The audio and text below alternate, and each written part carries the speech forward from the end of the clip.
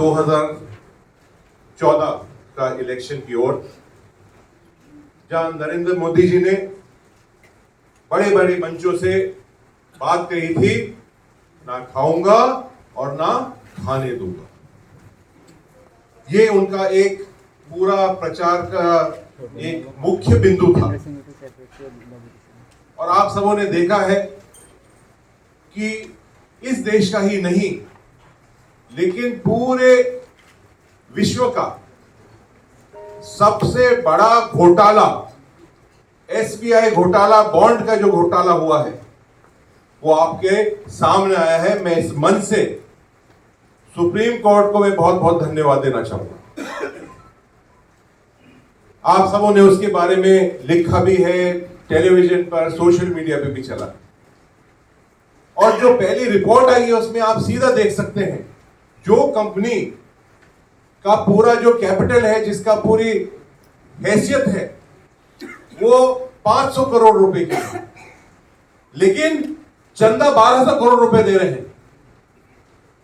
ऐसा कभी हो सकता है क्या? जो 500 रुपए जेब में हो और 1200 रुपए चंदा दे रहे हैं। तो ये कहीं ना कहीं मनी लॉन्ड्रिंग जो होती है, उसकी शक के दायरे में आता है। जो कंपनी को एक ट्विन टनल बनाने के लिए मुंबई के अंदर कॉन्ट्रैक्ट दिया जाता है 14,500 करोड़ का, उनसे 3 दिन बाद 4,500 करोड़ रुपए बॉन्ड के द्वारा वसूल लिया जाता है। आपने देखा है, जहां ईडी पहुंची है, तीसरे दिन उन्होंने बॉन्ड से वापस पैसा ले लिया उनसे। ईडी, सीबीआई, इनकम टैक्स को इन्हें एक तरह से अपना कार्यकर्ता बना रखा है। हफ्ता वसूली इसे कहते हैं, सिंडिकेट के रूप में 25 ऐसी कंपनियों ने करा है।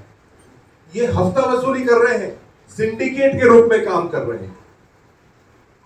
आज की जो ये चार्जशीट आपके सामने आई है, ये सिर्फ इंडिया अलायंस और कांग्रेस पार्टी की अकेले की चार्जशीट नहीं है। ये आसाम की जनता की चार्जशीट है, ये नौजवानों की चार्जशीट है, ये महिलाओं की है, किसानों की है। ये उनने एक चार्जशीट तैयार करी है। आज आसाम की जनता सवाल पूछ रही है, तो मैं आपको निवेदन ये करने के लिए हाजिर हुआ हूं। दिल्ली सरकार का तो आप सब कारनामे जानते हैं, जिस तरह से बड़ी बड़ी कंपनियों को पूरा देश उनने बेचा है।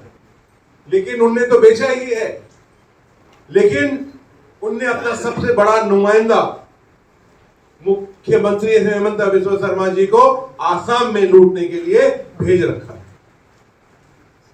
आज चाहे चाय बागान की बात हो, चाहे जमीनों के ऊपर भू माफिया की बात हो, हर चीज के ऊपर जिस तरह से करप्शन हुआ, ऐसा कोई नहीं है कि जो काम होता है, चाहे यहां फ्लाईओवर बनता है तो उसके ऊपर, उसके अंदर भी सरिया कहां से आता है वो भी आप सबों को मालूम है। रोड बनता है, कोई हाईवे बनता है, ब्रिज बनता है, तो उसके आसपास की जमीन कौन उसको खरीद लेता है। ये साथियों आपके सामने की बात है।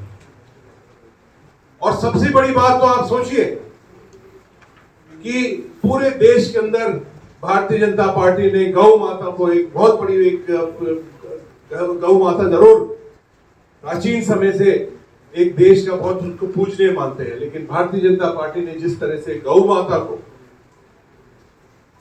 पूजा, चुनाव के अंदर इस्तेमाल किया, आज वही गौ माता में को दूसरे देशों के अंदर भेजकर सिंडिकेट के रूप में काम कर रहा है। कि आप सब जानते हैं कि कौन से ऐसे मंत्री और कौन से ऐसे मुख्यमंत्री ये काम कर रहे हैं। इसके साथ साथ